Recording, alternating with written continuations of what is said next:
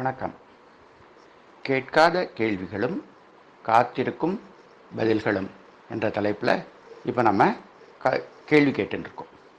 இன்னைக்கு கேள்வி என்னன்னா, மகாவிஷ்ணுவோட அவதாரம் பண்ணும்போது மகாவிஷ்ணுவுக்கு கருடன் எப்போவுமே அவரோட அசோசியேட்டாக இருக்கார். நம்ம நிறைய கோவில்களுக்கு போனோம்னா கருட சேவை ரொம்ப பிரபலமாக இருக்குது. ஸோ இந்த கருடன் எப்படி மகாவிஷ்ணுவுக்கு வாகனமானார், இந்த கருடன் யார் அப்படிங்கிறத பற்றி இன்னைக்கு தெரிஞ்சுப்போம், அல்லது இது இன்றைய கேள்வி. கருடன் யாரு அப்படின்னாக்கா, கஷ்யபர் அப்படின்னு ஒரு ரிஷி இருந்தார். அவருக்கு நிறைய மனைவிகள் இருந்தா. அதில் ஒரு மனைவி பேர் கத்ரு. இந்த கஷ்யப்பருக்கும் கத்ருவுக்கும் பிறந்த குழந்தைகள் நாகங்களாக இருந்தன.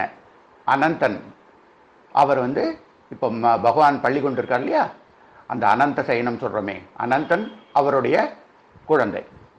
இன்னொரு மனைவி வினதை அப்படின்னு பேர். இந்த வினதைக்கு 2 பசங்க. ஒருவன் பேர் கருடன், இன்னொரு குழந்தை பேர் அருணன்.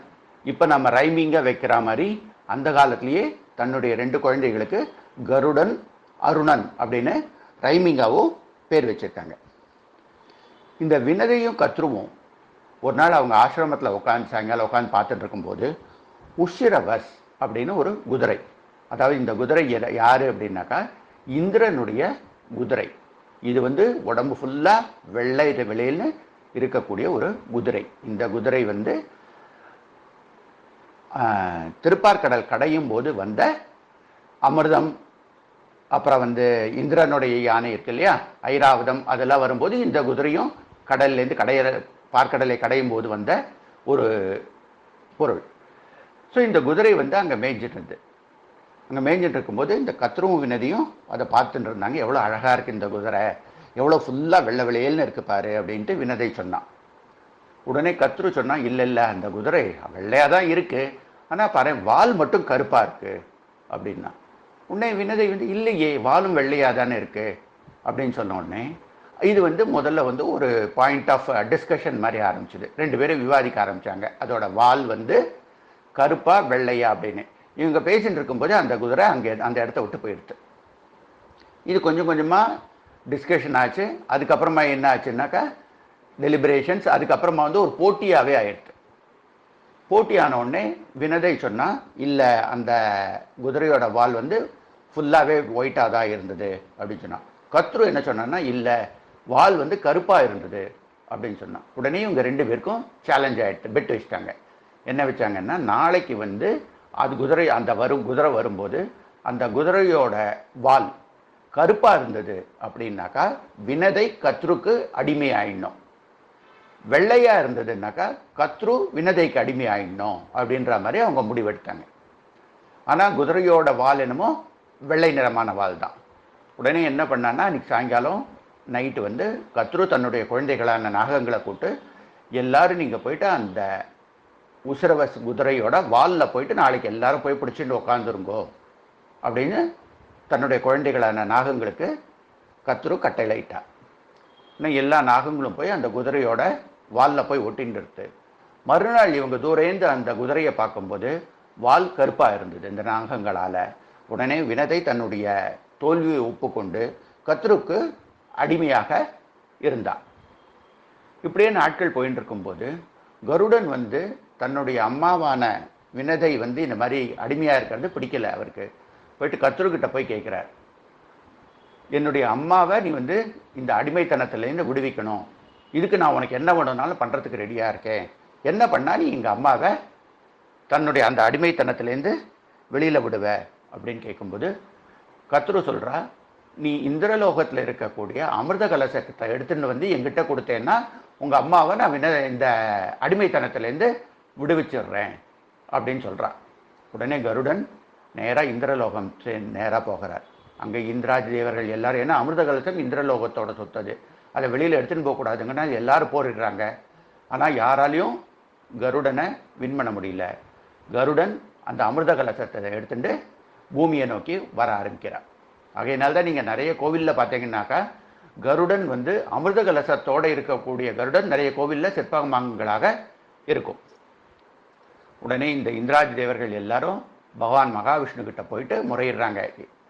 என்னன்னு, ஏன்னா கருடன் வந்து அமிர்த கலசத்தை எடுத்துட்டு கத்ருக்கிட்ட கொண்டு போய் கொடுக்க போகிறார். கத்ருக்கிட்ட கொடுத்தா கத்ரு தன்னுடைய குழந்தைகளான நாகங்களுக்கு இந்த அமிர்தத்தை கொடுப்பா.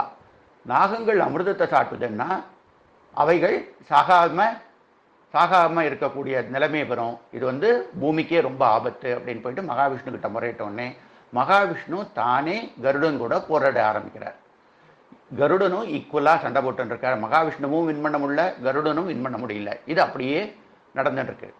ஒரு ஸ்டேஜில் கருடன் என்ன சொல்கிறார், தன்னுடைய போரை நிறுத்திட்டு மகாவிஷ்ணுகிட்ட சொல்கிறார், நான் இந்த மாதிரி இந்த அமிர்த கலசத்தை கத்ருக்கிட்ட கொடுத்து என்னுடைய அம்மாவான வினதையோட அடிமைத்தனத்தை விடுவிக்க போகிறேன்.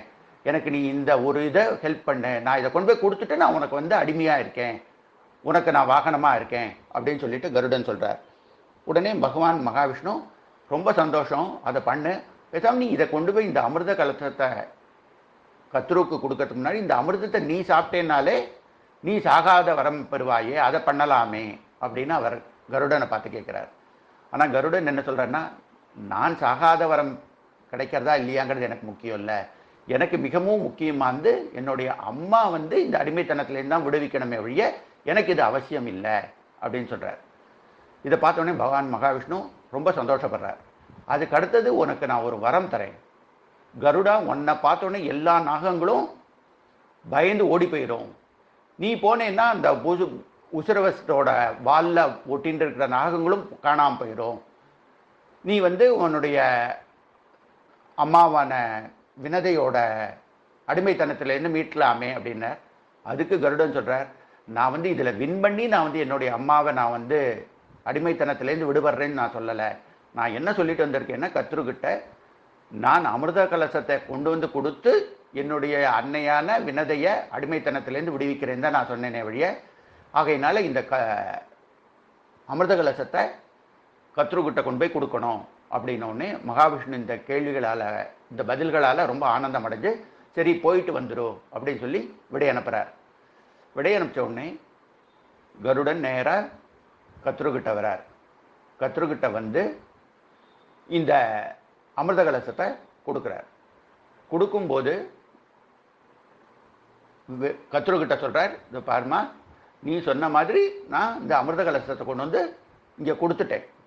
இப்போ என்னோட அம்மாவான வினதியை நீ வந்து உன்னோட அடிமைத்தனத்திலேருந்து விடுவிச்சிரு அப்படின்னு சொன்னோடனே கத்ருவும் அடிமைத்தனத்திலேருந்து வினதையை விடுவிச்சிடுறா. கருடனும் வினதையும் அந்த இடத்த விட்டு நகர்ந்து போயிடுறாங்க. போன உடனேவே இந்த அமிர்த கலசத்தில் இருக்கக்கூடிய அமிர்தத்தை தன்னுடைய குழந்தைகளான நாகங்களுக்கு கொடுக்கறதுக்காக எல்லா நாகங்களையும் கூப்பிட்றா. அப்போது நாரதர் அங்கேருந்து வரார். என்ன, நாரதருக்கு என்ன பயம் அப்படின்னா, இந்த நாகங்கள் அமிர்தத்தை சாப்பிட்டு சகாவரம் பெற்றுட்டுன்னா பூமியோட படைப்பு எல்லாமே மாறி போயிடும். ஆகையினால இந்த அமிர்தத்தை நாகங்கள் சாப்பிடக்கூடாது. ஆகையினால அங்கேருந்து நாரதர் அங்கேருந்து வந்துடுறார். இந்த கத்ருவும் தன்னுடைய குழந்தைகளை கூட்டுண்டு அந்த அமிர்த கலசம் இருக்கும் இடத்துக்கு வரா. அப்போ நாரதர் சொல்கிறார், கத்ரு, இப்போ நீ நமக்கு உன்னுடைய குழந்தைகளுக்கு என்ன கொடுக்க போகிறேன்னா அமிர்தத்தை கொடுக்க போகிற. இது வந்து இந்திரலோகத்திலேருந்து எடுத்துகிட்டு வந்திருக்கிற அமிர்தம். ஸோ இதை சாப்பிட்றதுக்கு முன்னாடி உன்னுடைய நாகங்கள் தன்னை வந்து புனிதமாக்கிக்க வேணாமா? ஏன்னா எல்லா இடத்துலேருந்து கண்ட சாக்கடையிலேருந்தோ இல்லை புதர்லேருந்தோ வந்திருக்கும். ஆகையினால அந்த நாகங்கள் எல்லாரையும் போய் குளிச்சுட்டு வர சொல்லு. குளிச்சுட்டு வந்தோடனே இதை கொடுக்கலாம் அப்படின்னார். உடனே கத்ருவும் சரி அப்படின்னு சொல்லிட்டு தன்னுடைய நாகங்களுக்கு இந்த அமிர்தத்தை கொடுக்கறதுக்கு முன்னாடி எல்லாரும் போய் குளிச்சுட்டு வாங்கோ அப்படின்னு சொல்லிட்டு இதை கட்டளையிடுறா. உடனே எல்லா நாகங்களும் குளிக்க போயிடுது. குளிக்க போனோடனே அங்கேருந்து இந்திரன் வந்து இந்த அமிர்தத்தை நாகங்கள் சாப்பிட்டா உலகமே ஸ்தம்பிச்சு போயிடும் அப்படிங்கிறதுனால இந்த அமிர்த கலசத்தை திரும்பி எடுத்துட்டு இந்திரலோகம் போயிடுறார். கருடன் என்ன சொன்னார், தன்னுடைய தாயை அடிமைத்தனத்திலேருந்து விடுவிச்சதுக்கு அப்புறமா நேராக பகவான்கிட்ட போயிட்டு சரணடைஞ்சிடுறார். பகவானும் அவர் ஆற தழுவிண்டு தன்னுடைய வாகனமாக ஏற்றுக்கிறார். ஆகையினால தான் இன்னைக்கு வரைக்கும் எல்லா கோவில்கள்லையும் கருட சேவை அப்படிங்கிறது மிகவும் விசேஷமாக காணப்படுறது. மிச்சபடி அனுமந்த சேவையாகட்டும் அல்லது அன்ன வாகனமாகட்டும், இதெல்லாம் பிரம்மோற்சவத்தில் ஒரு தடவை வந்தாலும் இந்த கருட சேவை அப்படிங்கிறது பல கோவில்களில் பல நாட்களில் நடைபெறுகிறது. ஸோ இதுதான் கருடனோட கதை. அடுத்த கேள்வியில் மீண்டும் சந்திப்போம். நன்றி.